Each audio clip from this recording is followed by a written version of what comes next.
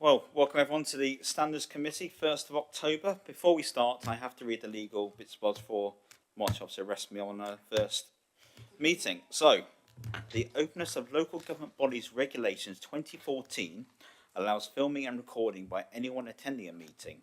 This is not within the Council's control. Rushcliffe Borough Council is committed to being open and transparent in its decision making. As such, the Council will undertake audio recordings of meetings which are open to the public, except where it is resolved that the public be excluded, as the information being discussed is confidential or otherwise exempt. In order to enable the recording, please use the microphones at all times when speaking, and tonight's meeting has been recorded for training purposes only. Everyone happy?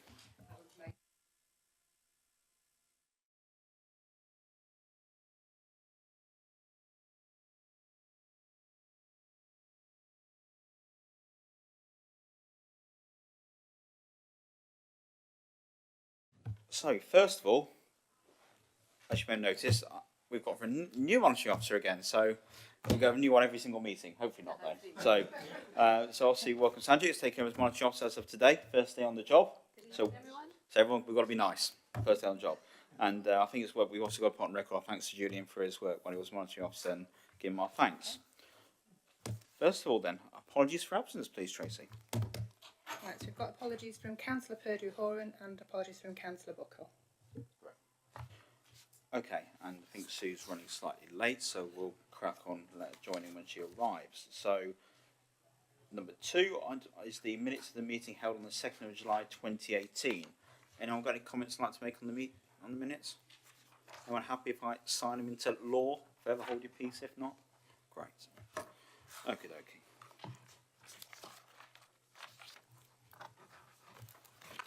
Sign that, Yeah, where it says chairman, yeah.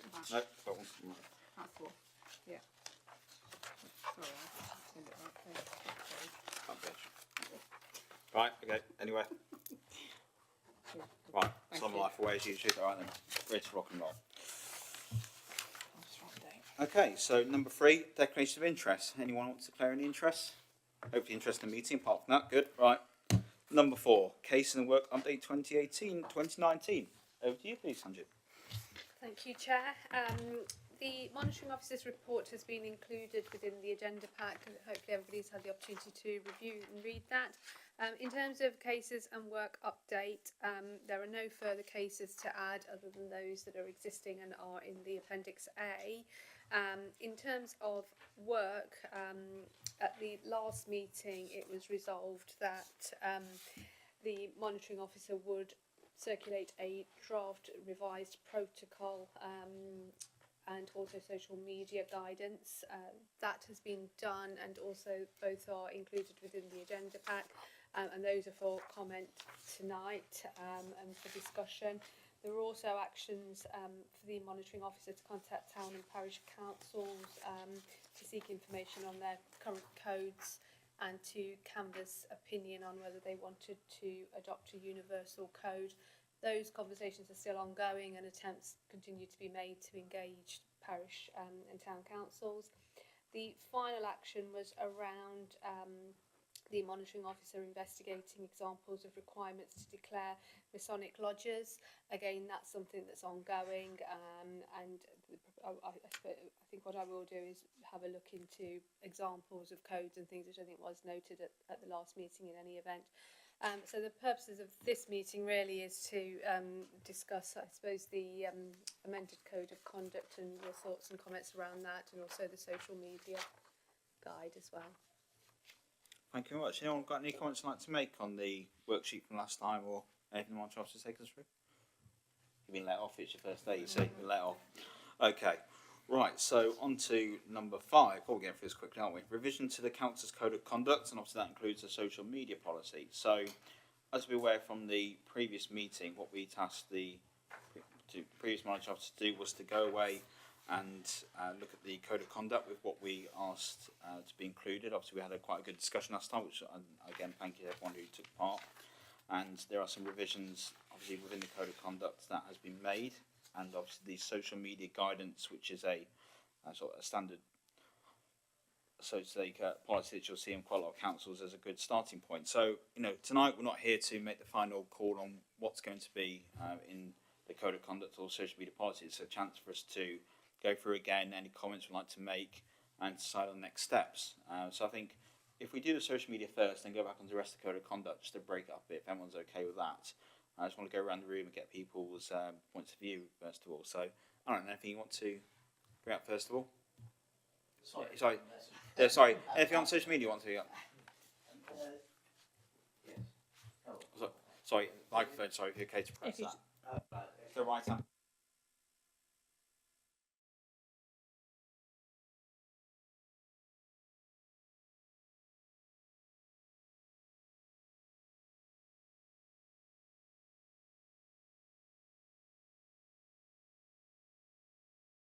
Oh, I see.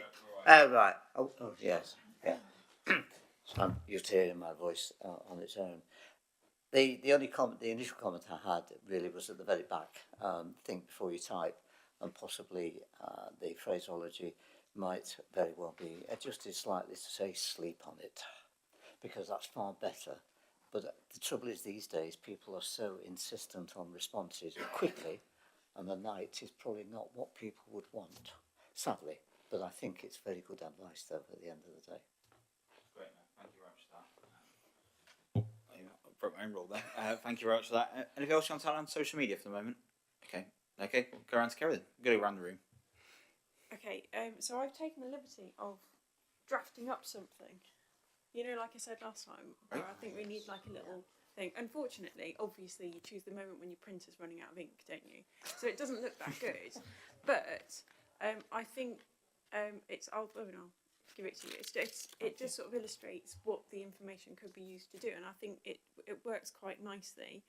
I think there's a way to go on some of the phraseology. I think it probably needs road testing with some members of staff, because I think some of it is on the it's hard to be clear without being offensive. So I think some of it is on the edge of, well, of course I wouldn't do that. And I think you need to make sure that the balance is right by perhaps road testing it with a few people who you know are active in social media, just to make sure that the phrasing and the language hits the right note.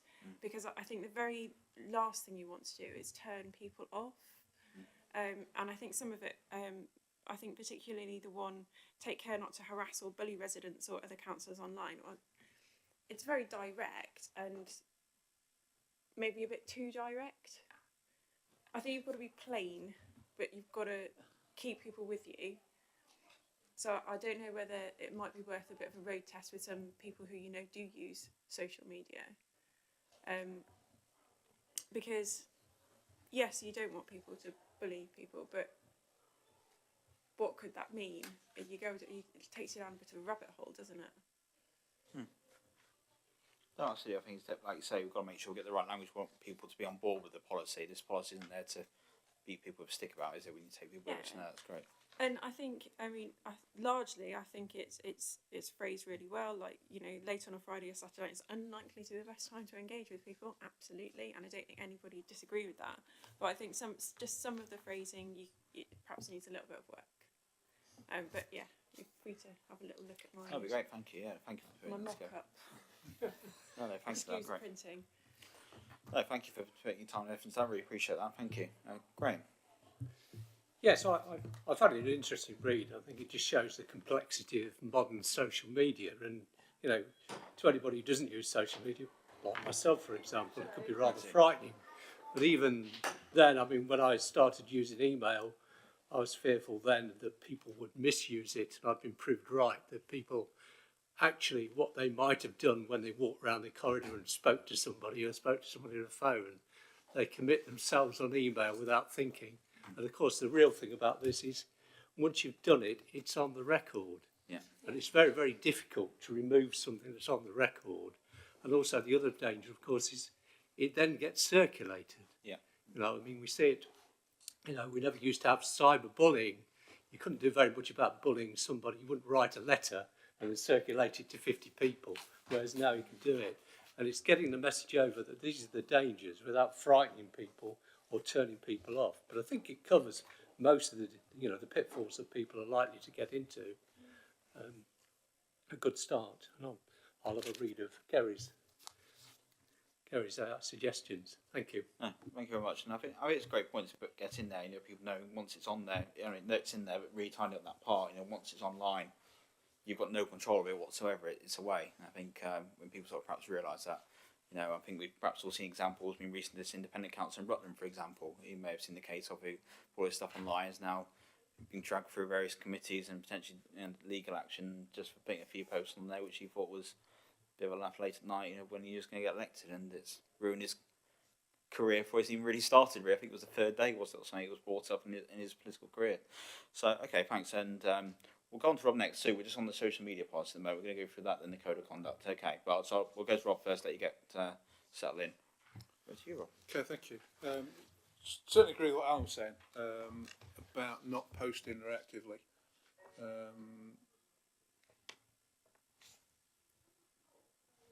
That's where the trouble's coming from. You know, it's like, as I said earlier, it's like if you're a carpenter, you measure twice and you cut once. You know, it's got to be something where you write something down, you reread it, you rewrite it before you post it, and you're not sat there with your beer or your wine at night and start a chain reaction, because once you get something out there, it's very easy for everybody else to jump on the bandwagon with negativity. Yeah. You know, it's not very often you get a positive comment and then people follow with a positive comment. You know, it's just a way of people to vent their anger, be extreme in the views and everything. You know, they're faceless on it. So it's really got to be careful you don't set that trigger off. What else is there? Yes, I think it's just jumping on the bandwagon. You know, some people might not want to make any comment, but they see something and then they react to that. That starts another reaction. That starts the other chain reaction. Then all of a sudden you've got a big thing out of nothing. Especially if it's directed at a person or something, then that person can be the target of the bullying. You know, I've dealt with plenty of that in the past. And the trouble is, a lot of it's been misinterpreted. You know, there's no feeling to a text message. There's no interpretation of it, how that person interprets it. And that could be the problem. You know, where it's something that's been put innocently, there's a spelling mistake, it's a spell check, that's changed something. And then that's there, isn't it? And then that person's got to account for it. So my basic is write it twice, send it once. Absolutely. Thank you very much for that, Rob. And we'll go around here first before I say a few bits I want to do. So over to you, Sarah. My feelings are that sometimes people make comments about planning applications. They might be borough, they might be parish councillors, and sometimes they perhaps aren't as subtle as they might be. I can think of reading an email where someone says they don't give a monkeys about the planning application. That really is not terribly sensible if it's going to go onto social media. So my feeling very much is that one's got to be a little bit more considered and just say that perhaps this person doesn't have any views for or against the planning application. But I think we've got to be really careful how things are worded, because it can be interpreted in so many different ways.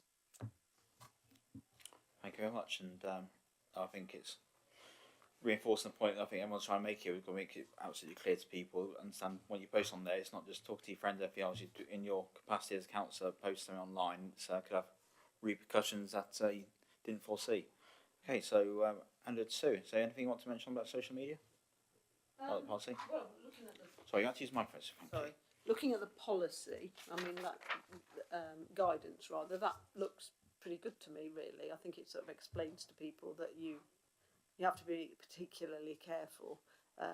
You know, if you I do use social media. Once it starts, that someone starts writing something critical, I mean that's another thing that perhaps could be mentioned. So if just don't engage with them. So that's another thing that could perhaps be mentioned. So don't get into an argument with someone on social media that everyone is going to be able to see. So once someone makes a comment to you, you stop.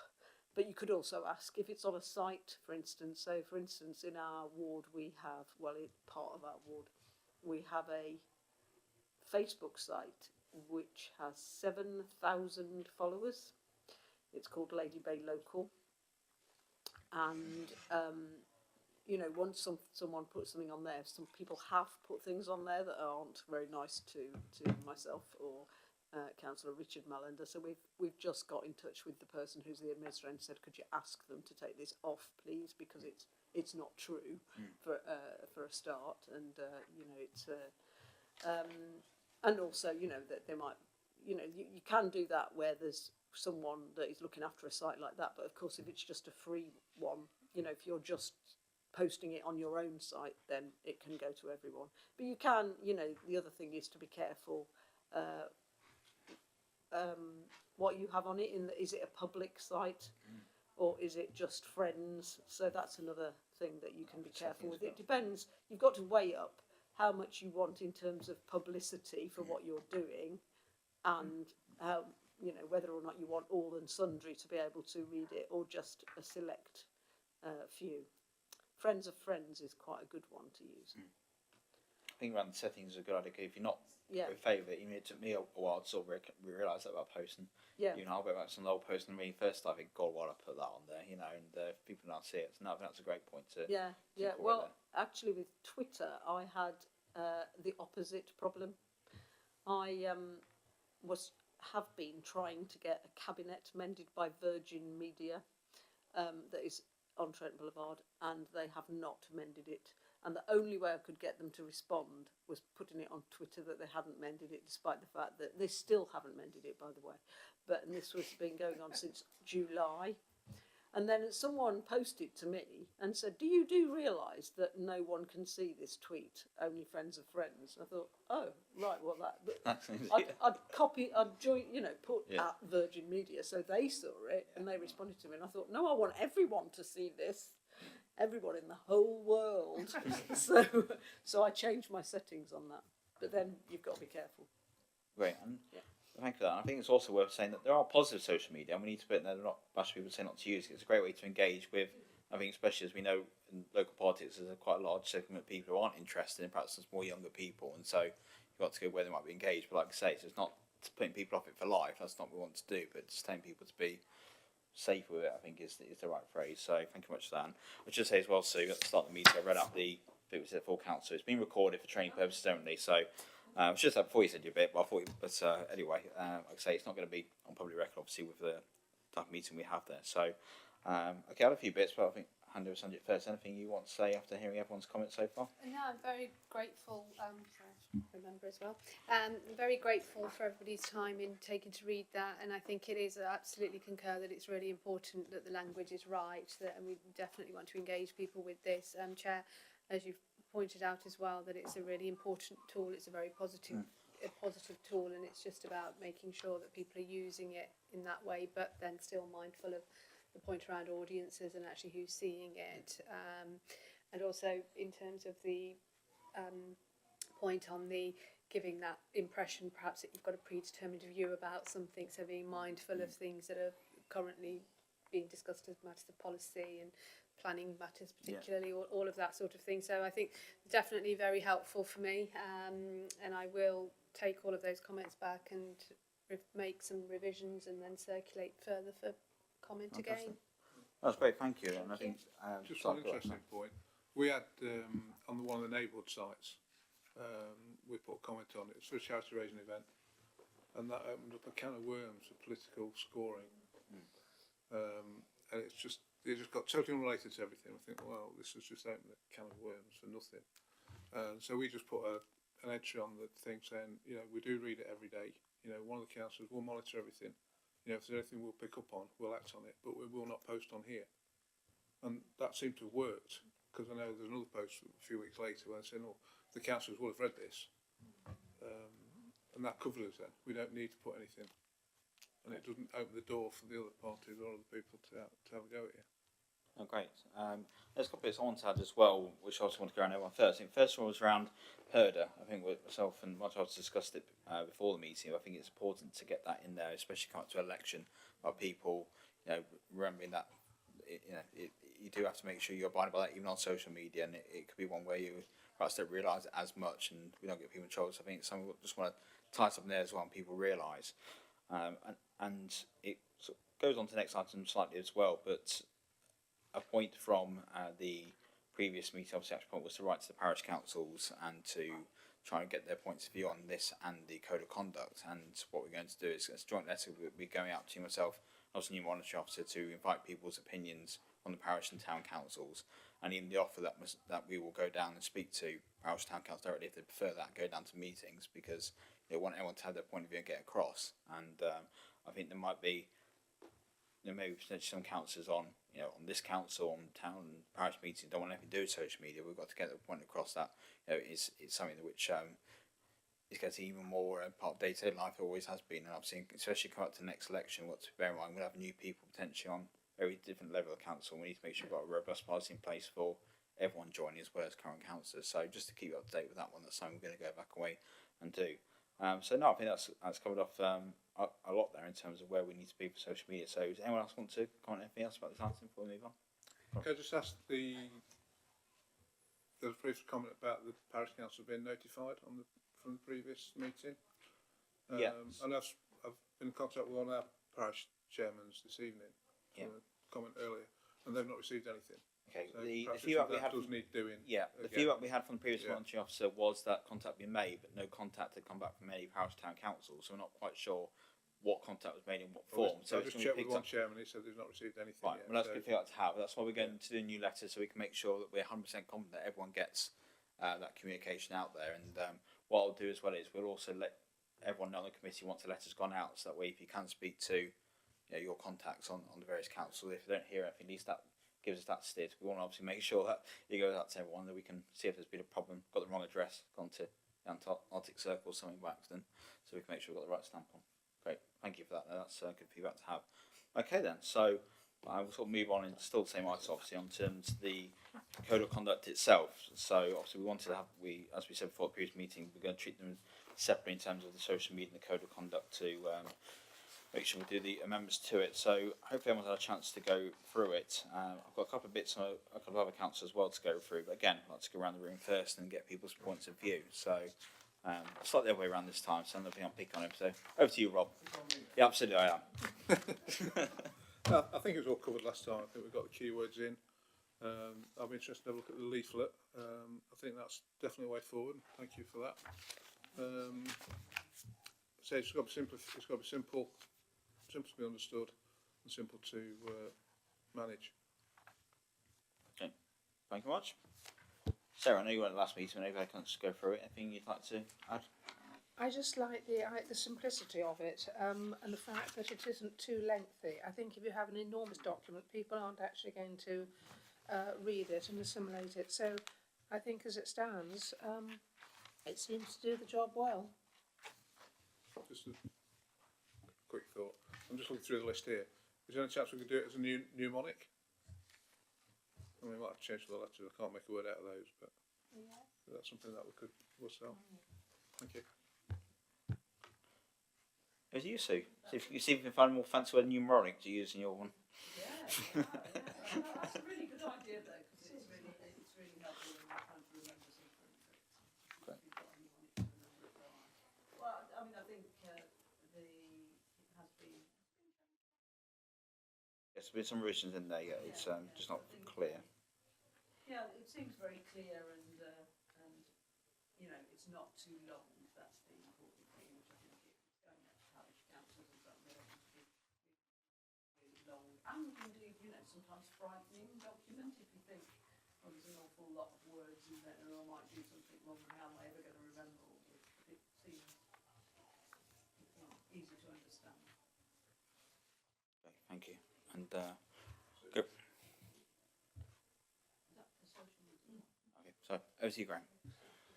Yes, I thought it's easy to read, easy to follow. It gives some very good definitions. I was quite interested in the Appendix 2, where we give a definition of the lifelong support of Nottinghamshire County Cricket Club, which is a good example in some ways. I mean, years ago, under the old regime, when you came round to your declarations of interest on your form when you took office, you used to write down everything.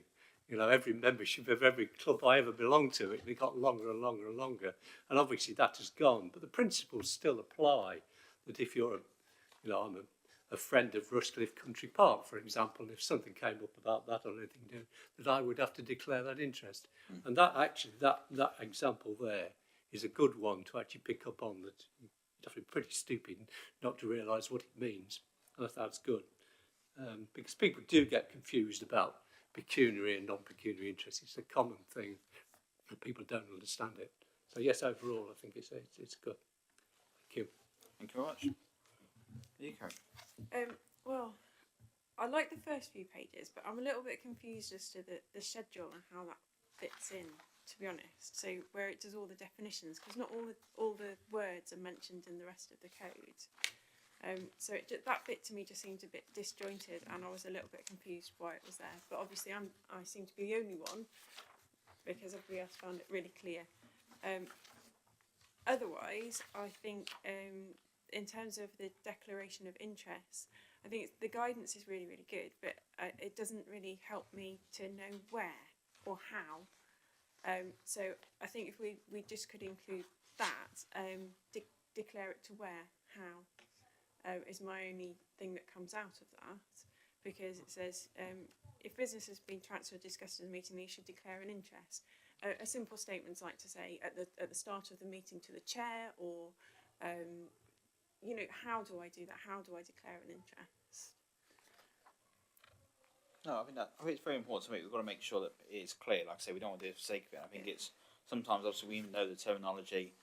It's perhaps thinking, does anyone else reading this for the first time, would they know what the heck we're on about, so to speak? Would they actually know how to declare an interest if you've just signed up as a councillor? So one thing I'm doing as well is we've had a new borough councillor join, and I've actually asked him as well, which I should have thought of a long time before, but I did a couple of days ago, to have a look through current codes as well, and just to make sure that, I mean, he's a bit different. He's a magistrate, and he's very intelligent when he tells me he is anyway. So you might think he knows a bit about it already. But just say, what was your first impression when you first read it, just to get that point of view as well across. It would help. And you know, if you've got any contacts or friends out there you think might be useful, then just have a read and see if it doesn't make sense to them. I think that's clear. We've got to make sure this will be clear to read from everyone. But no, that's a great point. Thank you for that.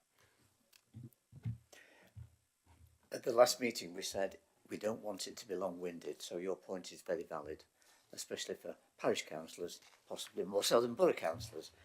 I have no issues with it. I think one of the things that comes out from my observations in Ruddington is that members are over-keen sometimes to declare an interest when they don't need to. Okay. I think, to a degree, yes, this is right, but it also hinges on how good your parish clerks are, quite frankly, and the relationship between the councillors and the clerks.